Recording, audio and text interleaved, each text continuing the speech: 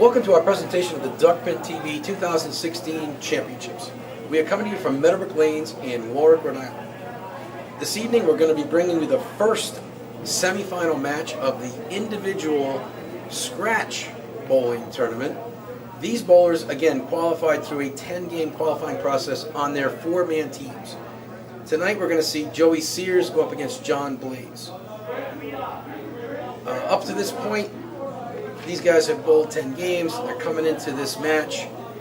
What do you gentlemen think could be the defining moments, or what might be something to look for between these two bowlers? Me personally, Joey Sears has a lot of tournament experience. He's a multiple Pro Tour winner, Hall of Famer as well. So I don't think it's going to bother him as much. John Blais, like you said, a converted candlepin bowler, also now bowling duckpin. Don't know if he's had this type of experience with crowds watching him and being filmed, so not sure how he's going to react to that. That might be something to look at as we go into this match. Now, we talked to these bowlers before the match, and they had this to say. Hi, I'm John Blais. It's a pleasure to be here. Thank you to Duckpin TV for hosting this weekend. Having a great time. Thank you to Kyle Shaw and Leo and Josh for having me on their team.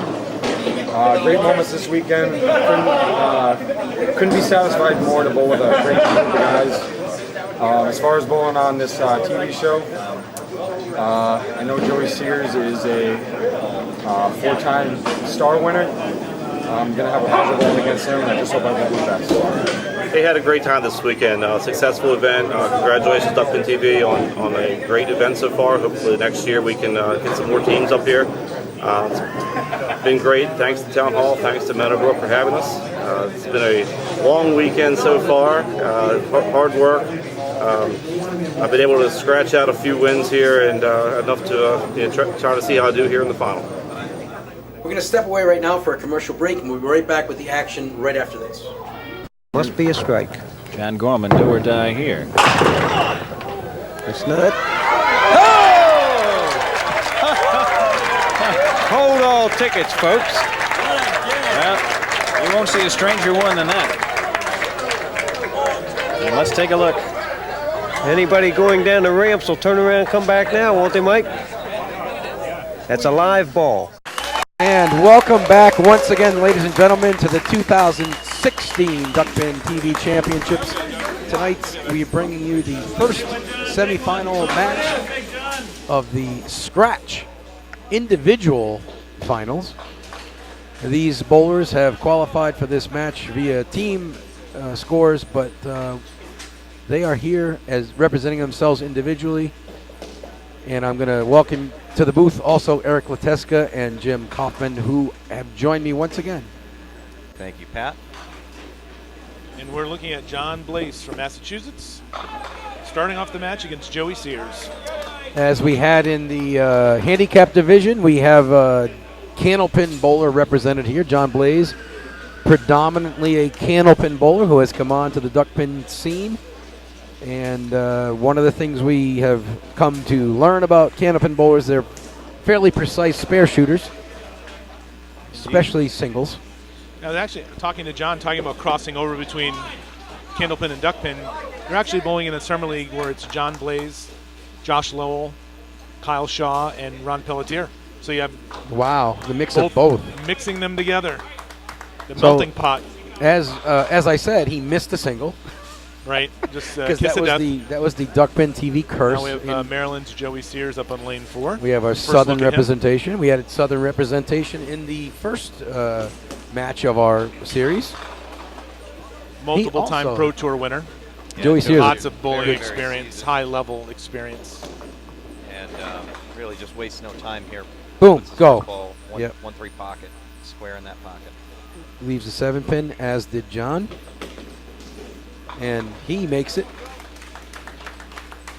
You know, I can't help but point out the similarity in the follow-through between Joey Sears and our handicap B division champion Mark Parker with a short follow-through. Short and straight up. Yeah. Short follow-throughs. Very compact. Yeah.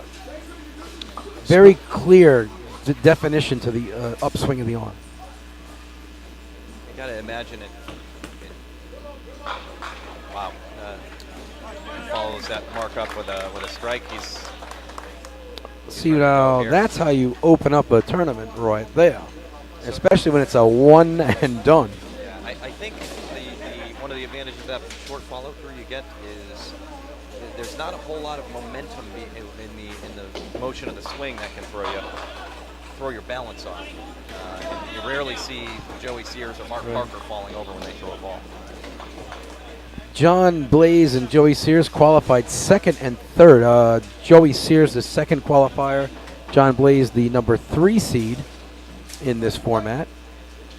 Earlier in the preliminary qualifying rounds, John Blais, interestingly enough, started a game off with a 4-bagger on 4 different lanes.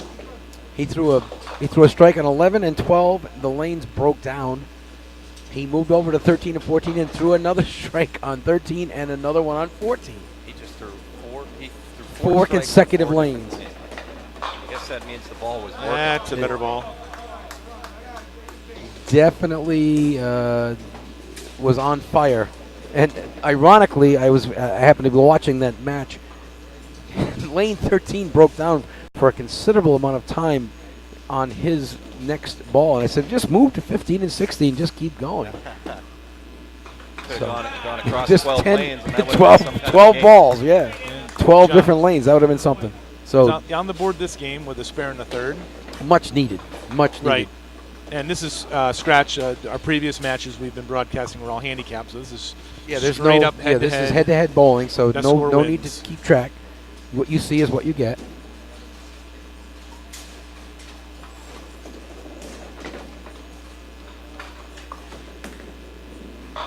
Wow. All I can say is wow. Yeah, Joey Sears already locked in. Sponsored by Lexus. He's got the Lexus ball cap on. Only bowler we've seen at this point wearing a ball cap while bowling. And representing the Navy. Yes. Yeah, Jim, we heard from Joey multiple times throughout the tournament about injuries he's had playing through. Yeah. Yep. Hip was new. He didn't come into the weekend feeling like Right. any pain there, but started feeling that in the first block of games, and then entered the tournament with backs, having recently experienced back spasm. Doesn't seem to be bothering him right now. That's No, he was really struggling Friday night, and even while struggling, bowled very well, and came in today, didn't look as stiff, as sore, and carried the good bowling all the way through his 10 games of qualifying. Well, you averaged 145 for the 10-game set, so almost 146. A pin Yep. actually below his entering average, if I'm not mistaken, but that's just how high that average is. Wow, it's a high average. And if he carries his own average, it's very likely that he's going to end up qualifying. Yeah. I spoke to Joey about the injury situation before the match, and he told me that there was no issues at all. He was going to go out there. Pain wouldn't be a problem. Well, it looks that way as he makes the 1-3, gets a little action off the wall, sends the 3 up the wall, and carries the 6. Well, he hit the object pin and was rewarded.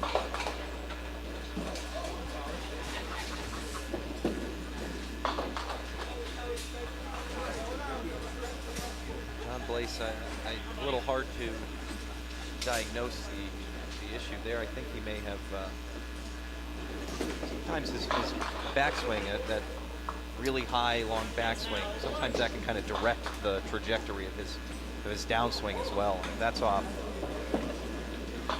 I would maintain that first ball was a fraction from being a monster pitch, but understand that he's up against a guy who's put up spare, double spare. There's no room for error, so it starts to kind of creep into your mind a little bit. yeah, even if you're unlucky up until a point like this, that's a little hard.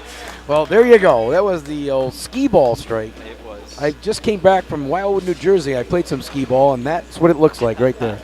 Well, it hit the pocket about as good as the ball could hit it. About halfway up the head pin. But just what the doctor ordered. Usually when you bang the ball into the lane, you lose a lot of that spin and drive, but not seemed that to, one. That seemed to take Not that off ball. and head in the right direction anyways.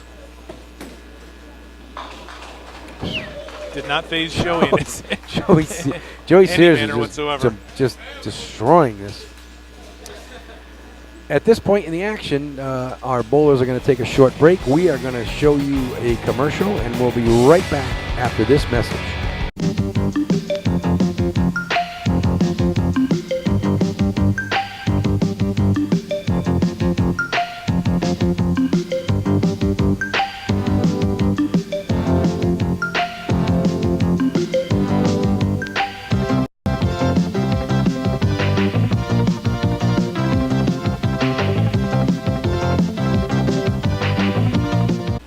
And we are back to live action. Joey Sears, who has been on fire this game in the semifinals of the Scratch Individual Championship for Duckpin TV's 2016 championships, on a strike. Winner of this match will move on to face the winner of our other semifinal match. Coming up next week, That Andy would be Fairlett and Tommy Larson will Tommy be Larson facing off. Andy being our 1 seed and Tommy being the 4th seed. These two bowlers are 2nd and 3rd respectively. Wow.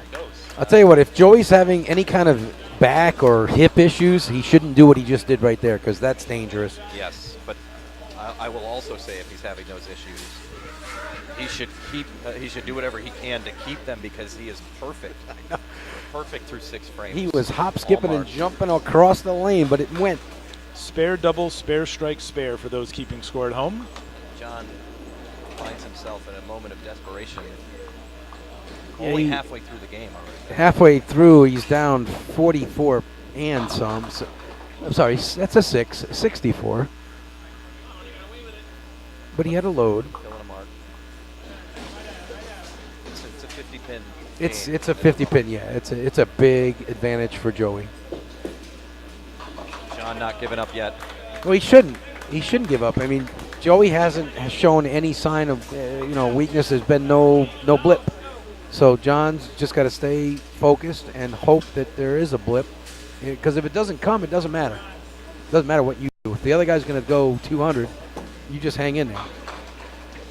He gets that ball in a little light in the 1-2 pocket, but leaves himself something to shoot at, and that's what he needs right now. You could tell from the body language upon release, he knew it wasn't quite where he wanted it, but he got at least a makeable break. He's just trying to be a gritty bowler right now and hang in this match. That ball's on the mark. He wanted that one bad. Tricky thing. You got to be pretty precise to make a shot like that. And unfortunately, right now, he's going to have to settle for 8. Yeah, right now, Joey Sears is in position to really put this match out of reach. Yeah, he's got 2 frames, his 7th and 8th frame, and the deficit is quite large and growing with this next ball.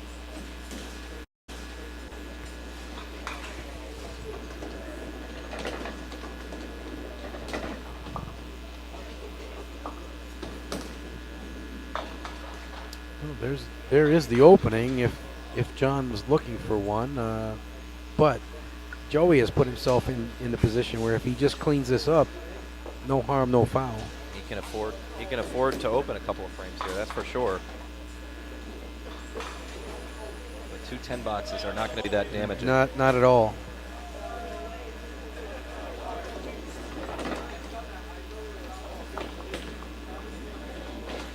7 boxes. 7s would be different. Yeah. So again, that negates the spare from the previous frame. He has 21 over his last 2 frames, so it's basically a 10 and an 11 box. 10 boxes. Yeah. But nonetheless, a 40 pin advantage. True. Doesn't want to go backwards too much more than that 1 frame. I'm sure he'd like to bounce back quickly here with some type of a mark. I wouldn't give any of these bowlers an inch if I were up there, because they would both take a mile. Yeah, he's definitely controlling lane 3. He's had every ball on lane 3 he's thrown has been a absolute, almost perfect ball.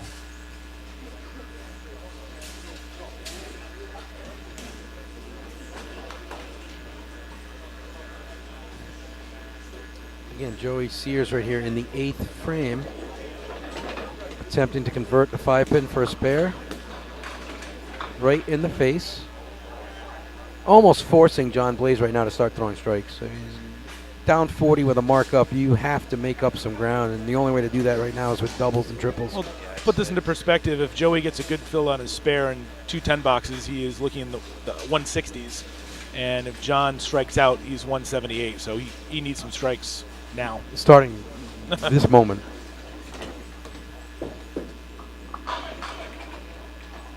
Oh, and there was Throws the right ball. maybe one more pass across the lane would have knocked over that 5-pin, but stubborn this time around. But even still, if he covers this and strikes out, he'll be in the 160s. If he wasn't down 40, that's a great pitch. Yeah. But he's got still mathematically alive here. He's still fighting. But needs a lot of strikes the rest of the way out. I think he has to, at least right now, this next ball has to be a strike. Oh, absolutely. Yeah, strikes out. He strikes out for 168, and like I said, Joey with his fill and open boxes, the last two, he's in the 160. So those last 2 balls were they were targeted right there, just didn't right get the where he 5 to wanted drop. them. So now he needs to make this and hope that something Joey really, trips. really bad happens. Something. Back-to-back great Yeah, I mean, balls. absolute monsters. But he must make this here to have any chance at Looks to winning. me like he's really feeling comfortable at this point. Yeah, spraying the first ball, or his first ball is being sprayed around early. He's settled down now, but it might be just a little too late. Well, he opened up with a missed single, and that's just it's not a good precedent. Classic story here. I mean, you've got the veteran, the guy who's been here 1,000 times, just really comfortable out of the gate. Throws. There was six consecutive marks, including a double, and the match. I mean, that's a really, really difficult thing to overcome when you've got nerves to overcome it as well. Well, if you look at the match, I mean, theoretically, John could throw a 147 or a 157 and lose. I mean, that's a good game, well over his average. And yet, in this particular instance, just not good enough because Joey just put the hammer down early. And Joey just avoided disaster on his first ball. He could have gone off the side for 2. He managed to get 6 with the deadwood flying around. So as long as he can pin out here, he's 52 and he's going to need 6. He's going to need 6 to lock out John in this first semifinal match. And that's exactly what he's looking at. If he can get a 6 box in this last frame, he will shut out John Blais. I believe No, he only needs actually a less than 4. that, 4 box. I'm sorry. Yeah. Just a 4.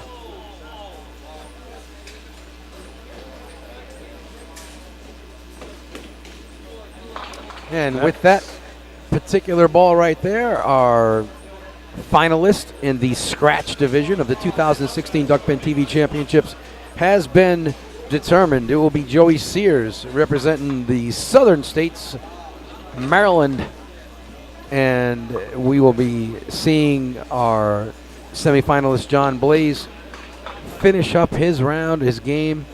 But at this point, no matter what John does, Joey will be victorious in this game with a 163. Very courteous congratulations from John there, knowing Joey really put on a tough match. Class act, these guys. Well, the double was huge. I mean, he came out of the gate strong, and when that double goes down, it's a big, it's the huge lead early on, and uphill battle the whole way. Yeah, nothing but credit here for John qualifying on the scratch. It's an awesome job. Bracket. He really had a great tournament. Really only been bowling duckpins, I believe, for maybe 3 years. Right, and including this game here, he's going to be in the 130s, but it wasn't really far from being a 140. Wasn't really far from being a 150. Right. Well, the 2 balls he threw in the 6th and 7th were both absolute crush. 7th and 8th, I'm sorry. Could have been a double. Yeah, puts him back in the game. But with that being said, woulda, coulda, shoulda didn't happen. Our Joey Sears is going to move on to next week's final match, and that will be determined after our next match between Andy Fairlett and Tommy Larson, and we will have that next week. Right now, we're going to take a word from our sponsors, and we're going to bring this back and our moment of the match right after this message.